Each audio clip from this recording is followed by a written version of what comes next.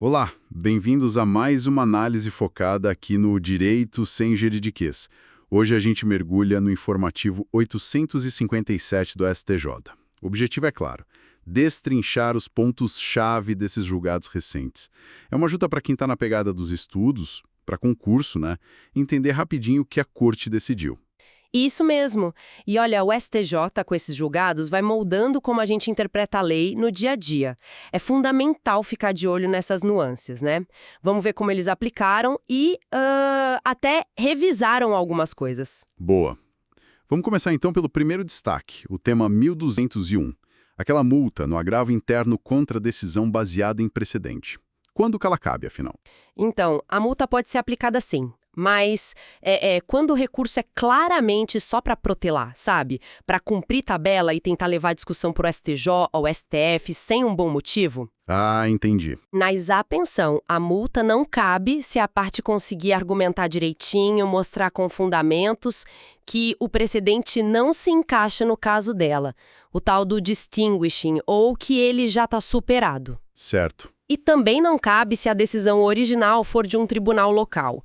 É importante porque isso revisou o entendimento anterior, o tema 434. O foco agora é na qualidade da argumentação mesmo. Legal, tem que fundamentar bem, então. Mudando de área. Direito administrativo. Terreno de marinha. Aquela multa para quem recebe um terreno desses, tipo por herança, e não avisa a SPU. Como ficou isso? Olha, nesse ponto, o STJ foi bem claro.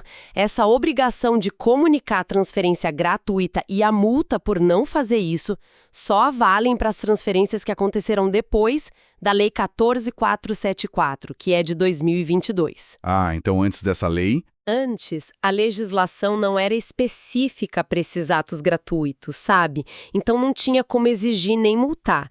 É o princípio da legalidade estrita em matéria de sanção. A regra tem que estar na lei vigente na época do fato. Faz todo sentido. Agora, execução fiscal. Situação chata. A Fazenda entra com a execução, mas usa a CDA, a certidão de dívida ativa de outra pessoa. E aí, a prescrição? E aí complica. Esse erro no nome do devedor na CDA é considerado um vício grave. Ele invalida a interrupção da prescrição que teria acontecido lá na data que a ação foi proposta. Nossa. E como resolve? A prescrição só vai ser interrompida de fato na data em que a Fazenda corrigiu o erro e juntar a CDA certa no processo, com o nome correto. Impacta direto na contagem do prazo. Entendido. Agora, improbidade. Contratar um artista famoso, por inexigibilidade de licitação, tudo certo, mas usando um intermediário no meio do caminho. Isso, por si só, já é improbidade. Não automaticamente. O STJ, já na linha da nova lei de improbidade, disse que só a intermediação não basta.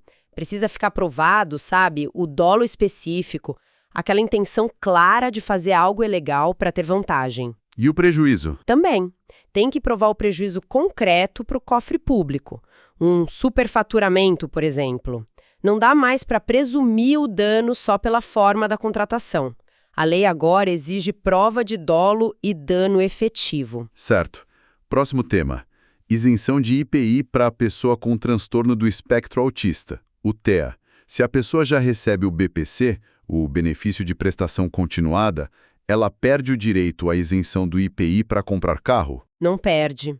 O STJ considerou ilegal negar a isenção de IPI só por causa do BPC. São coisas diferentes. O BPC é um benefício assistencial ligado à questão da vulnerabilidade social e econômica. E a isenção do IPI é fiscal, né? Exatamente, é um benefício fiscal ligado à condição de pessoa com deficiência. Uma coisa não impede a outra. Não se pode interpretar restritivamente a lei para prejudicar nesse caso. Ok. Agora, um pouco de direito civil e empresarial. Alienação fiduciária de bem móvel, tipo carro financiado.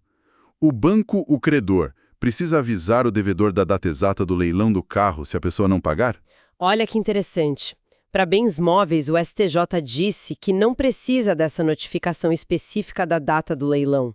A lei que trata disso, o Decreto-Lei 911 de 69, não faz essa exigência. Diferente de imóvel, então. Sim, para imóvel a lei exige. No caso do móvel, o controle do devedor sobre a venda do bem acontece depois, quando o credor tem que prestar contas do valor da venda. Entendi a diferença. Ainda em contratos, cláusula de não concorrência. Aquelas que proíbem a pessoa de trabalhar no mesmo ramo por um tempo. E se esquecerem de colocar o prazo nessa cláusula, ela é nula? O STJ disse que ela não é nula de pleno direito, mas sim anulável. Isso faz diferença? Qual a diferença prática? Ser anulável significa que o problema, a falta do prazo, pode ser corrigido ou a parte que se sentir prejudicada tem que pedir anulação dentro de um prazo, senão ela pode até ser validada. Mas claro, o ideal é que essas cláusulas sempre tenham limites claros de tempo e de lugar. Certo. Falando em prazo, recuperação judicial. Qual o marco para começar a contar aquele prazo de 1 ano para pagar os créditos trabalhistas?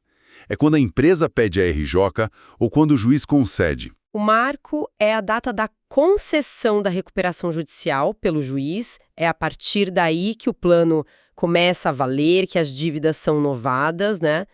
Então faz mais sentido contar o prazo a partir dessa decisão. Entendi, da decisão que concede mesmo. E sobre custas? A pessoa pede justiça gratuita, o juiz nega. Ela recorre com um agravo, perde o agravo. Precisa o juiz mandar intimar de novo para ela pagar as custas que não pagou lá atrás? O STJ disse que, em regra, não precisa de uma nova intimação. Mas tem um detalhe importante. Isso vale se lá na primeira decisão, quando o juiz negou a gratuidade, ele já avisou a parte. Olha, se você recorrer e perder, vai ter que pagar as custas sob pena de X. Ah, tem que ter o aviso prévio. Isso. Aí entra a boa-fé e eficiência. Quem recorre já sabe o risco e é a obrigação se perder. Certo. Cumprimento de sentença. O credor quer ficar com o bem do devedor para quitar a dívida, a tal da adjudicação. Ele pode fazer isso direto, sem ter tido uma penhora formal daquele bem antes? Não pode. A penhora é um passo anterior e indispensável. Tem que primeiro penhorar o bem, individualizar ele no processo, para depois o credor poder pedir para ficar com ele, adjudicar. Pular a penhora viola o devido processo legal. Sequência obrigatória, então. Penhora, avaliação, aí sim a adjudicação ou leilão. Exatamente. Garante os direitos de defesa do devedor. Agora, direito penal. Tráfico de drogas. É possível aplicar, no mesmo caso, 2 causas de aumento de pena?